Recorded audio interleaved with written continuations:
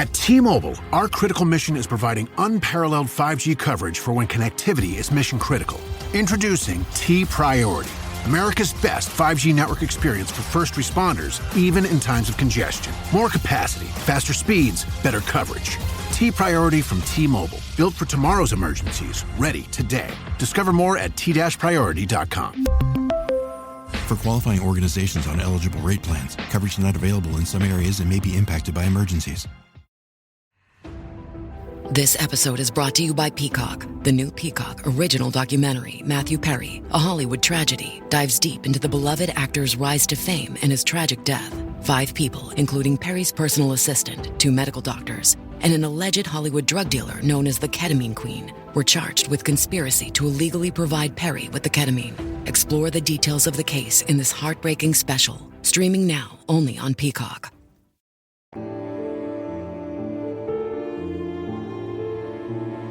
É possível um grupo político criar uma mitologia própria?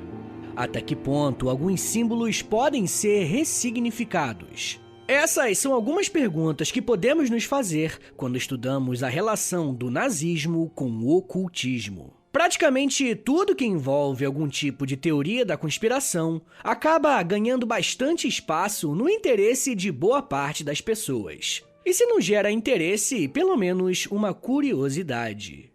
E o mesmo se aplica quando falamos do nazismo. E eu já comentei algumas vezes que em muitos filmes, documentários e até livros, isso gera um grande número de ouvintes e espectadores. E até aí tudo tranquilo. O problema é quando algumas coisas, algumas questões históricas são ignoradas para que apenas o entretenimento apareça.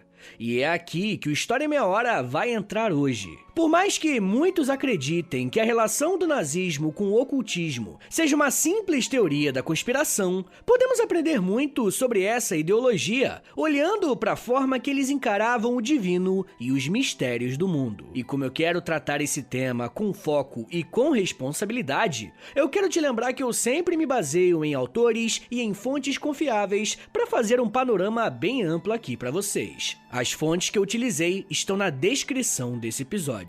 Antes de qualquer coisa, precisamos definir muito bem o que nós vamos estudar aqui hoje. Mas antes de mais nada, eu acho que um bom começo para você, caso você não saiba o que significa nazismo mesmo, né, bonitinho, aqui no feed do História em Meia Hora tem um episódio chamado Nazismo, onde eu conto sobre a origem dessa ideologia, as suas características e como que ela ganhou milhares de adeptos na Alemanha. Mas de forma resumida, podemos dizer que o nazismo é uma ideologia política que tomou forma na década de 20 na Alemanha, mas as suas bases são bem mais antigas. Alguns dos pilares da ideologia nazista é o antissemitismo, uma crítica ao modelo liberal da sociedade, o culto ao líder e a ideia de que a raça ariana, uma suposta raça ariana, seja superior em relação às outras. O maior símbolo do nazismo é Adolf Hitler, um personagem importante para esse grupo e em seguida para toda a Alemanha. E também tem um episódio sobre o Hitler aqui no feed do podcast. Beleza, mas o que é ocultismo? Esse termo vem da palavra grega ocultus, que pode ser traduzido como escondido ou secreto. Em poucas palavras, podemos dizer que o ocultismo seria o conhecimento do oculto. Nessa definição, o ocultismo é uma espécie de oposição ao pensamento científico, que tenta explicar os fenômenos humanos e da natureza através da lógica e da racionalidade. E dessa forma, eu vou trabalhar com a ideia de ocultismo como uma área de estudo que analisa práticas, crenças e conhecimentos que estão além da ciência convencional e que geralmente abrangem possíveis segredos, mistérios e eventos sobrenaturais. Como vocês vão perceber ao longo do episódio, muitos teóricos nazistas se aproximaram do ocultismo através da magia, da alquimia, da astrologia e de diversos rituais. Antes que você ache estranho a relação de um partido político com assuntos religiosos, olha, isso não é nada incomum. Se você levar em conta qualquer organização política, você vai poder perceber que parte da autoridade desse grupo vem de líderes religiosos ou de explicações mitológicas. No Egito, o faraó era o representante do divino na Terra e na Idade Média, o Papa coroava reis e imperadores, o poder religioso junto com o poder político. Por esse motivo, quando o nazismo começa a se estruturar como um movimento político mais organizado, começam a surgir membros desse partido que eram mais alinhados às teorias ocultistas. Uma das inspirações desse grupo foi uma ideologia chamada ariosofia. Lembra que eu disse que uma das bases do nazismo é a ideia de que os arianos são racialmente superiores? Existia uma série de filósofos e de pensadores que usavam uma espécie de lógica e ciência para tentar comprovar essa questão. Só que existe uma parte do pensamento racista dos nazistas que vem de teorias ocultistas. A ariosofia entra justamente nesse ponto, pois se trata de um movimento pseudocientífico que surgiu no século XIX por volta do ano de 1890, na Alemanha e na Áustria. Sendo que dois nomes importantes desse movimento eram Guido von List e Georg Lanz von Liebenfels. O termo ariosofia, que foi desenvolvido por esses dois teóricos, é uma junção das palavras ariano e sabedoria.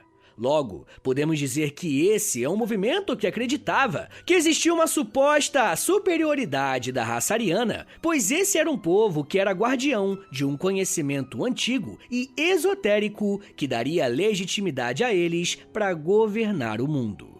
Pois é papo de maluco mesmo. Mas aqui nós temos uma lição muito importante sobre a história. Por mais que muitos de nós hoje saibamos que essa teoria não tem o menor fundo de verdade, quando estudamos história, precisamos nos colocar no lugar dos personagens estudados. Em outras palavras, se esses caras criaram uma teoria dizendo que os arianos eram detentores de um conhecimento ancestral, nosso trabalho é fazer um esforço para tentar compreender a forma que eles pensavam.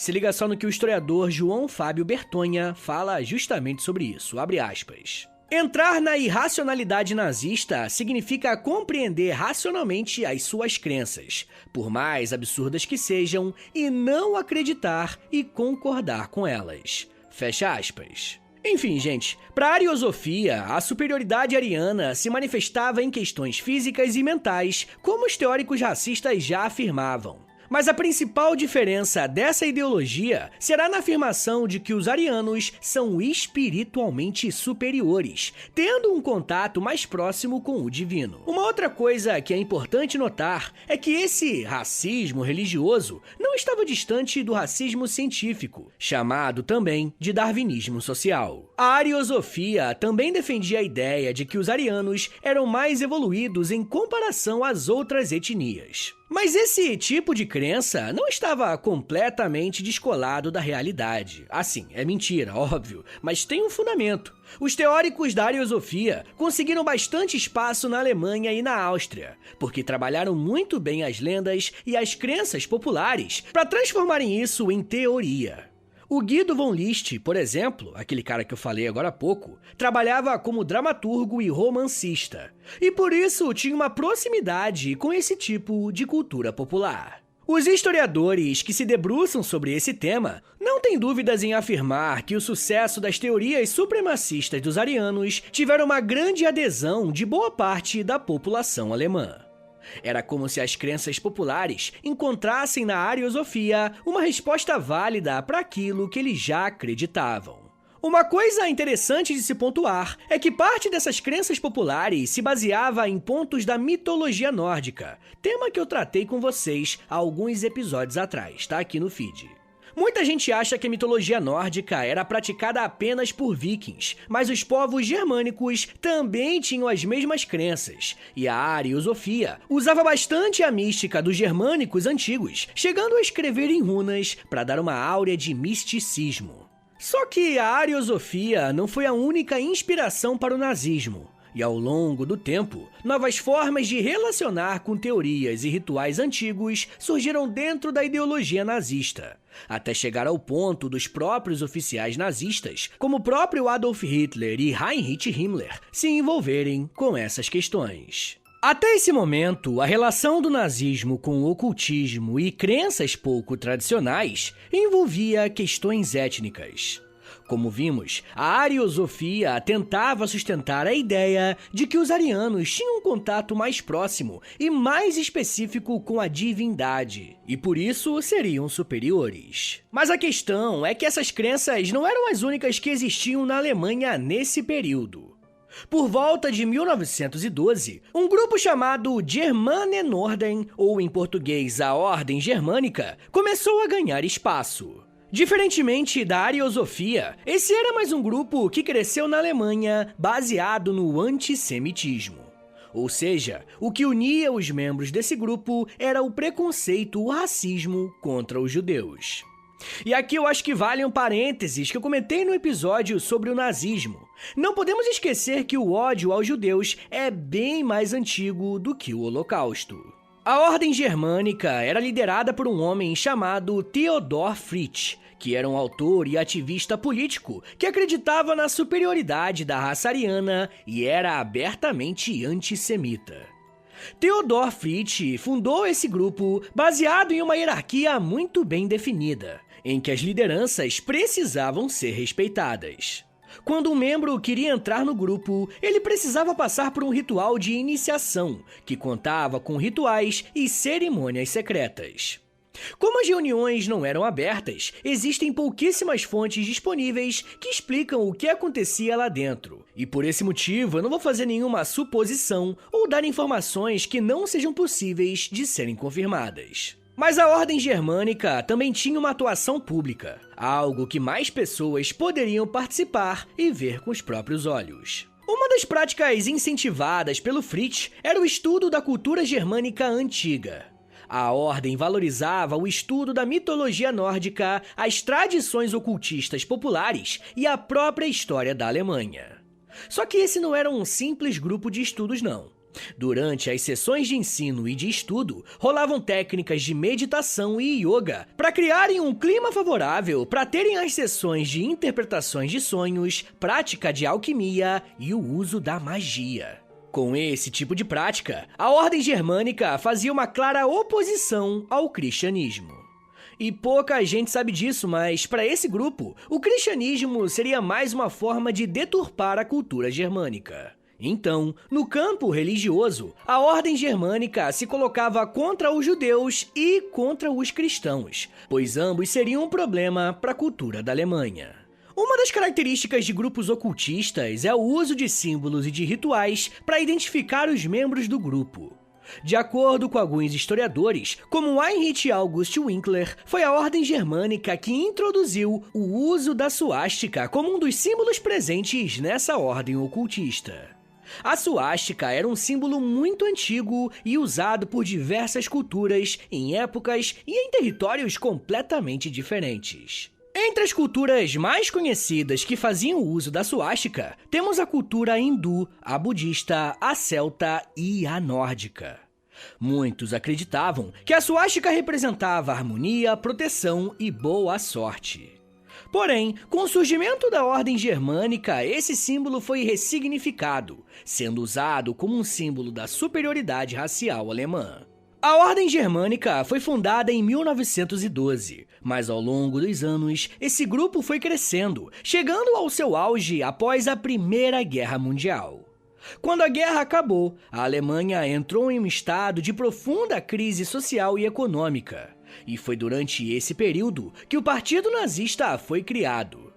Quando o partido se organizou, muitos membros da Ordem Germânica ingressaram no partido para compor os quadros dessa nova organização política. Muitos pesquisadores dizem que esse cenário de crise fez com que os mitos e as ideias fornecidas por esses grupos ocultistas dessem à população uma forma de se protegerem, entre aspas, das mudanças que a Europa estava passando.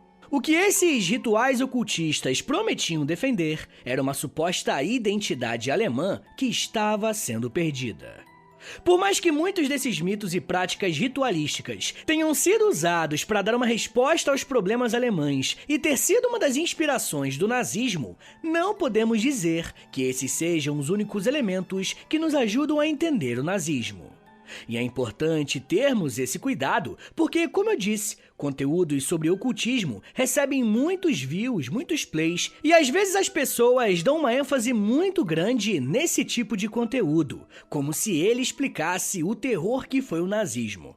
Mas na verdade, o nazismo tem uma explicação material muito clara. Não tem nada de oculto, de mágico. Esse papo de ocultismo é só mais uma característica do nazismo que ajudava a contribuir para criar um tecido social grosso que unificasse esse povo alemão que estava completamente perdido na década de 30. O ocultismo estava presente sim no Partido Nazista, mas nem de longe era a única manifestação cultural e religiosa desse grupo político.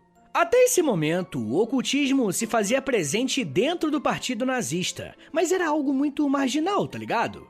Não chegava a ter um protagonismo ao ponto de influenciar tomadas de decisão importantes. Porém, isso estava com os dias contados. Quem vai colocar essas ideias ocultistas dentro da cúpula nazista será um homem chamado Heinrich Luitpold Himmler, um dos principais líderes nazistas e o maior simpatizante do ocultismo. Eu já quero falar mais sobre esse personagem tão intrigante para o nazismo e como que ele abraçou essas teorias muito doidas. Mas me dá um minutinho aí, tá, gente, que daqui a pouco a gente volta. E eu falo um pouco mais sobre força sobre-humana, mitologia, guerras, Thor e Amazônia. Pois é, a Amazônia. Segura aí, que é um minutinho só.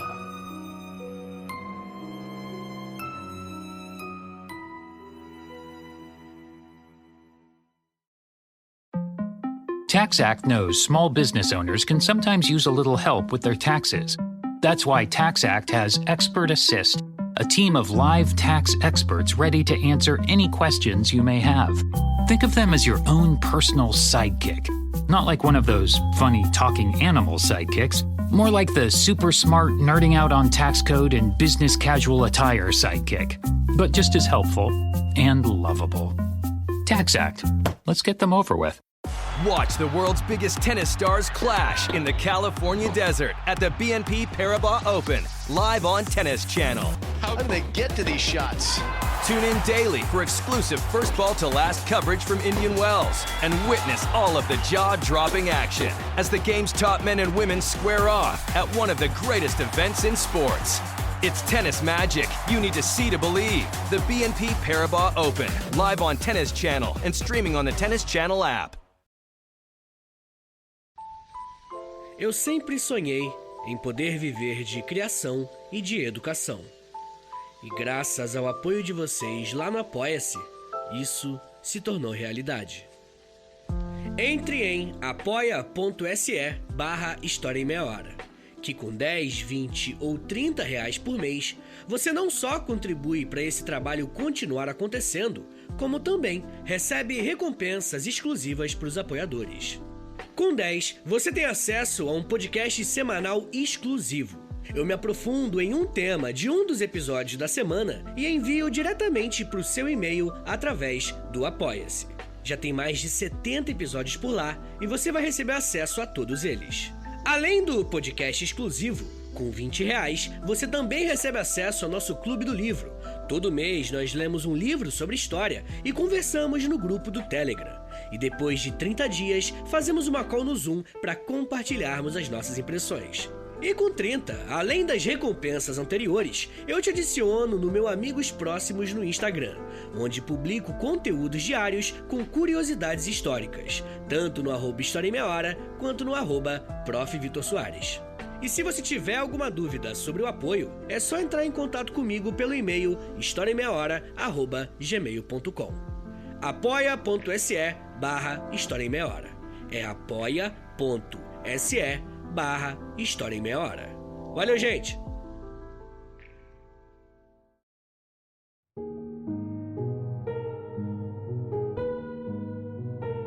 Abre aspas. Por que acreditamos na Alemanha e no Führer? Acreditamos na Alemanha porque acreditamos em Deus, que criou a Alemanha no mundo e que nos enviou um Führer para dirigi-la. A quem devemos servir em primeiro lugar? Estamos a serviço do nosso povo e do nosso Führer Adolf Hitler. Por que obedeces? Por convicção, porque minha fé pertence à Alemanha, ao Führer, ao partido, à SS, por lealdade. Fecha aspas. As palavras que você acabou de ouvir fazem parte do Catecismo da SS. SS é a abreviatura de Schutzstaffel, que era uma organização paramilitar que estava a serviço do Partido Nazista. Podemos dizer que era o principal órgão responsável pela morte dos civis, principalmente dos judeus. E não sei se você tem esse tipo de conhecimento, mas o catecismo geralmente é uma espécie de princípios básicos de uma religião. E afirmar que um grupo militar tem um catecismo é reconhecer que esse grupo tinha relações muito profundas com vários tipos de religiosidades. O que vimos até aqui, gente, é o surgimento de alguns grupos ocultistas que tinham como base o antissemitismo e a supremacia racial dos supostos arianos. Quando o Partido Nazista foi formado, um outro grupo que ganhou espaço foi a Sociedade Vril, mais uma sociedade secreta que tinha práticas ocultistas. Até hoje existe um debate a respeito de quem criou esse grupo. Algumas fontes apontam que a Sociedade Vril foi criada por um grupo de mulheres alemãs, enquanto outros estudos dizem que essa sociedade secreta foi criada pelo general Karl Haushofer. Mas independentemente de quem tenha de fato sido seu criador, esse grupo acreditava na existência do Vril, que era uma espécie de energia mística que tinha capacidade de dar superpoderes aos humanos. A Sociedade Vril acreditava que essa energia poderia ser concentrada e usada pelos arianos, pois eles seriam os únicos capazes de fazer um bom uso dessa arma. Praticamente todos os membros da Sociedade Vril acreditavam em teorias sobre uma raça superior, como eu já falei algumas vezes, né? Isso aqui já é um padrão entre as sociedades secretas que estamos estudando aqui hoje. Porém, um dos diferenciais vai ser que eles acreditavam que essa tal de energia Vril estava no interior do planeta Terra, e somente os arianos teriam a capacidade de acessar essa energia. Quando eles conquistassem essa tal de energia Vril, eles iriam conseguir curar ou ferir pessoas. Também poderiam levantar objetos com a força da mente e alterar o estado da própria consciência. E esse poder seria conquistado através de sessões comunitárias de meditação e até de orgias. Quando os nazistas perceberam que essa seria uma oportunidade de aumentarem os seus poderes, alguns membros do partido ingressaram na sociedade, sendo que um dos nomes mais importantes foi o de Dietrich Eckart, que acreditava ter desenvolvido a técnica da hipnose. Alguns documentos vão apontar que todos os membros da cúpula nazista faziam parte da Sociedade Vril. Outros indícios também vão mostrar que o fundador da Sociedade Vril, supostamente Karl Haushofer, tinha uma proximidade com Hitler, que tinha um grande interesse na história da Alemanha e nos ritos que os germânicos tinham. E é provável que o próprio Hitler tenha se envolvido com uma série de organizações ocultistas que estavam integradas dentro do Partido Nazista. Porém, as fontes sobre isso são um pouco mais escassas, o que dificulta muito o nosso trabalho, porque existem muitas especulações e muitas teorias envolvendo a figura de Hitler e o ocultismo. Uma das práticas que é mais documentada é a crença na teoria do sangue e solo. A teoria do sangue solo é mais uma teoria que aponta a superioridade racial ariana e era uma das bases do espaço vital. Aquela teoria que afirmava que os arianos deveriam ter um território próprio onde apenas os arianos viveriam e os outros povos iriam servi-los. Se por um lado não temos como ter tantas provas documentais do envolvimento direto do Hitler, podemos afirmar que ele era um grande simpatizante, porque permitia que quadros do Partido Nazista tivessem relações com o ocultismo, ou até mesmo criassem outras organizações que tinham essas práticas. Um dos seus homens de confiança era Heinrich Himmler, chefe da SS e um grande defensor de teorias ocultistas. Himmler era um comandante muito importante que ascendeu muito rápido dentro da hierarquia nazista.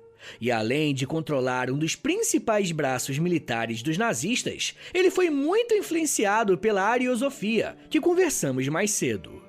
Além disso, Himmler era um astrólogo e acreditava que a vitória dos alemães estava escrita nas estrelas e estava selada pelo destino. Por mais que Himmler tenha sido um líder militar, a sua atuação também tinha relações com as crenças ocultistas. Himmler foi um dos que encarou o cristianismo como um problema a ser combatido pelos alemães nazistas, pois essa religião ia contra alguns princípios antigos germânicos.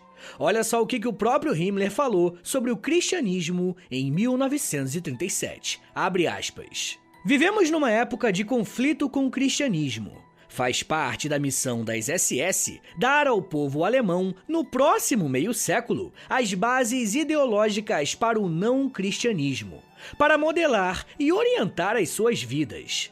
Essa tarefa não consiste meramente em ultrapassar um adversário ideológico, pois tem de ser acompanhada em todos os passos por um ímpeto positivo. Nesse caso, significa a reconstrução do legado germânico no sentido mais lato do termo. Fecha aspas. Por mais que muitos grupos conservadores da Alemanha, inclusive cristãos, tenham apoiado o nazismo, Himmler e a sua SS faziam oposição a esse grupo. Himmler era um dos que acreditavam que o partido nazista deveria criar uma nova religião, abandonando os preceitos judaico-cristãos e abraçando uma visão idealizada da cultura germânica. Isso mostra que, mesmo dentro do partido nazista, existiam disputas e discordâncias. Uma das formas de materializar essas crenças foi o aluguel de um castelo para ser a base dessa nova crença. No início da década de 30, Heinrich Himmler tomou posse do castelo de Wewelsburg. Ele queria que esse castelo fosse um lugar separado e purificado para a prática livre das suas crenças. O contrato de aluguel desse castelo foi feito com a data para ser devolvido após 100 anos. Olha que doideira! Indicando que os nazistas tinham um projeto longo de perpetuação do poder. Em 1935, o chefe da SS alterou o nome do castelo e o nomeou como Escola Wewelsburg SS. A nova escola passou a receber alguns rituais e cerimônias de iniciação, tanto da SS quanto de outras organizações que o Himmler estava envolvido. Soldados se casavam ali, batizavam seus filhos e tinham momentos de estudos da cultura germânica. A própria escolha do castelo revelava como que esse líder nazista estava completamente envolvido com as lendas e crenças ocultistas. O castelo estava localizado em uma região chamada Floresta de Teutoburgo, onde tribos germânicas lutaram e venceram as tropas germânicas há mais de 2000 anos. Logo, a presença da SS e dos seus grupos ali era uma forma de resgatar esse heroísmo antigo. Se liga só no que o historiador John Stuck falou exatamente sobre isso, abre aspas. Para Himmler, as tribos germânicas tinham a cultura mais elevada. Para ele e para a SS, era muito importante ter esses vínculos com o passado, porque eles podiam dizer, somos parecidos com os guerreiros germânicos. Fecha aspas. Além da antiguidade, a Idade Média também era uma inspiração para Himmler. Uma de suas maiores influências era o rei Henrique I, fundador da dinastia saxônica e conquistador das terras no Oriente. E como esse era um feito que os nazistas queriam replicar, o Himmler tentou emular o modo de vida de Henrique I. Ele passou a andar acompanhado de 12 oficiais que compartilhavam todas as refeições e reuniões como se ele fosse, de fato, um rei. E além disso, Himmler ordenou que fosse feita uma grande reforma no castelo, que agora era uma escola, para que a arquitetura ficasse a mais próxima possível dos castelos de Henrique I. O interesse de Himmler não envolvia replicar apenas períodos históricos. Ele também se mostrou um cara extremamente empenhado em descobrir e conquistar alguns elementos supostamente mágicos. Para dar conta dessa missão, a SS desenvolveu dentro dela mesma um ramo de pesquisas conhecido como Sociedade Ahnenerbe. A Ahnenerbe foi uma organização fundada pelo Heinrich Himmler em 1935, como uma divisão da SS com o objetivo de pesquisar a história e a cultura alemã antiga, mas também investigava culturas antigas de outras partes do mundo, como a cultura egípcia e a cultura celta. A palavra Ahnenerbe significa herança ancestral em alemão. E esse grupo de pesquisa passou a se concentrar na busca de itens como o Santo Graal, a Cidade Perdida de Atlântida e até o Martelo de Thor. E olha, gente, eu sei que tá parecendo meio até ridículo, né? Parece que eu tô brincando, mas é verdade. Essa foi uma das principais instituições comandadas pelo Himmler e ela ficou responsável por uma série de investigações arqueológicas e projetos de colonização de outras partes do mundo. E, inclusive, o nosso país, o Brasil, foi envolvido nesse projeto. E a sociedade Ahnenerbe arquitetou um plano para colonizar a Amazônia com o objetivo de encontrar o Martelo de Thor. E eu vou falar mais sobre esse empreendimento e como que ele se deu para os apoiadores do podcast, beleza? Se você quiser ouvir esse episódio e os outros mais de 100 episódios exclusivos que já tem por lá, é só acessar apoia.se/História em Meia Hora, porque além de você receber um monte de conteúdo exclusivo, você também ajuda o meu trabalho a continuar de pé.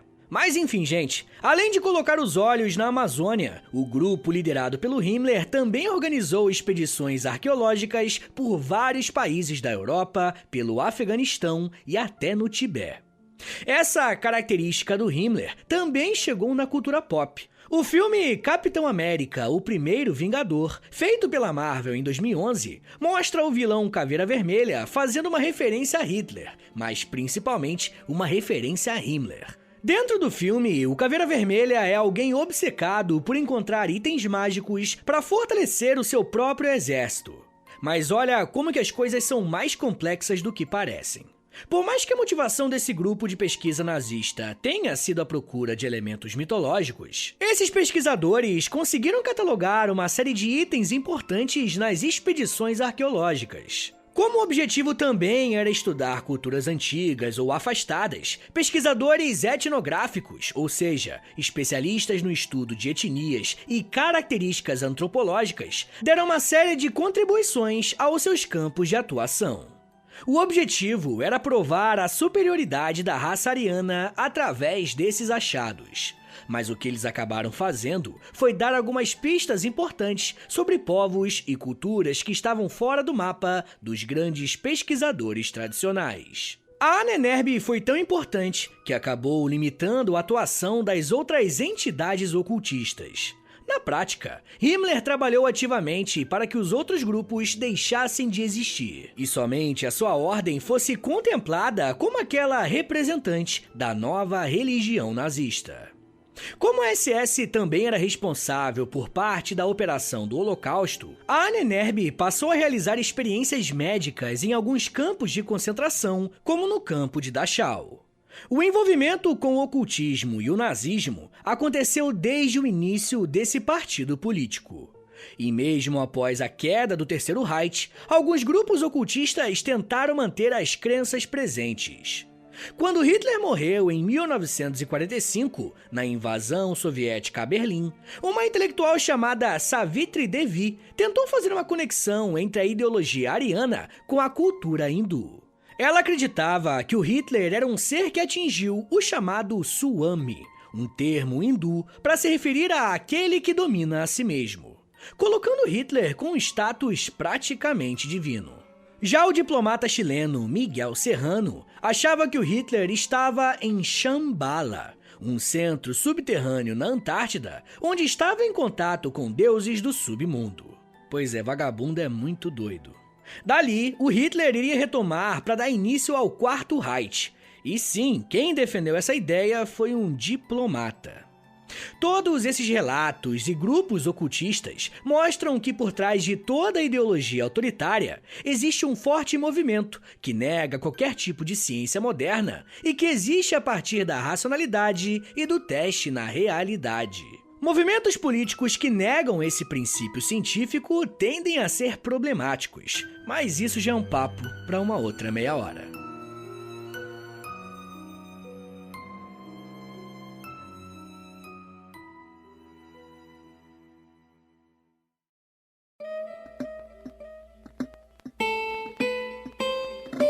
Senhores, muito obrigado por ter ouvido até aqui. Meu nome é Vitor Soares, eu sou professor de História e você acabou de ouvir o História em Meia Hora. Eu espero que vocês gostem desse episódio. Ele é um tema bem diferente, né? Ocultismo e nazismo. E se vocês quiserem mais episódios desse tipo aqui no podcast, faz o seguinte, compartilha esse episódio com a rapaziada, posta nos stories do Instagram, e aí você me marca no @História em Meia Hora, ou você também pode postar no Twitter, e aí você me marca no @H30podcast. Se você gosta do História em Meia Hora, se você quer ver esse podcast por muitos anos de pé ainda, faz o seguinte, dá uma passada lá no nosso Apoia-se, beleza? É apoia.se/História em Meia Hora. Tem mais de 100 episódios exclusivos para apoiadores, tem Clube do Livro, tem conteúdo diário lá no Instagram, tem muita coisa. Entra no apoia.se/História em Meia Hora, porque se você quiser e puder me ajudar, vai fazer uma grande diferença. Mas rapaziada, também tem o meu Pix, tá? Qualquer valor é muito bem-vindo, tá bom? Meu Pix e o meu contato é historiaemmeiahora@gmail.com.